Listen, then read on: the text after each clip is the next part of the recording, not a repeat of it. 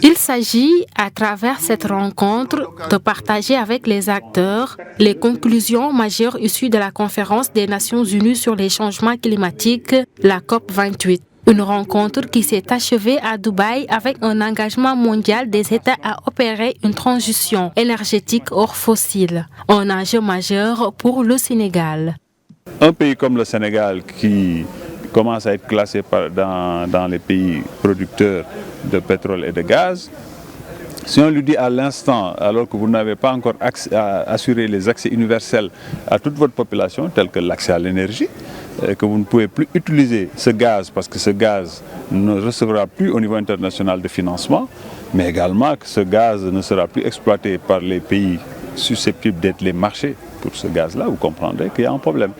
Nous disons non, il faut de l'équité, il faut qu'on puisse s'inscrire dans une trajectoire qui soit juste, équitable pour tous les pays. On va aménager l'ensemble de nos CDN pour tous les pays pour justement nous inscrire dans cette trajectoire-là, mais il faut tenir compte de nos particularités et de nos droits élémentaires.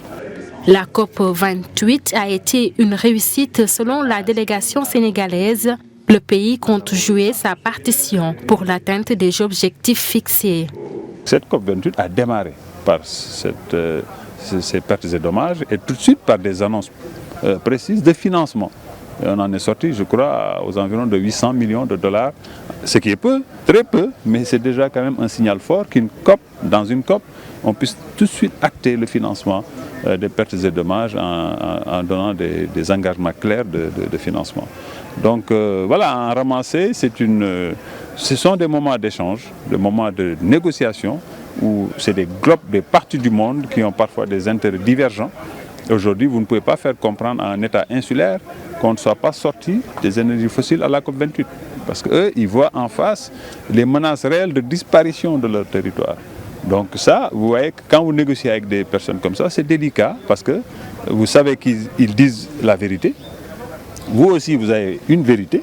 Donc c'est comment trouver, je dirais, un juste milieu dans ça, mais en préservant l'intérêt global qui est de stopper le réchauffement de la planète. Lors de cette rencontre de restitution, les acteurs se sont aussi penchés sur les stratégies à mettre en place pour les trajectoires de sortie. Il s'agit des plans de réduction de gaz à effet de serre à mettre en place par les États d'ici la COP30 au Brésil en 2025.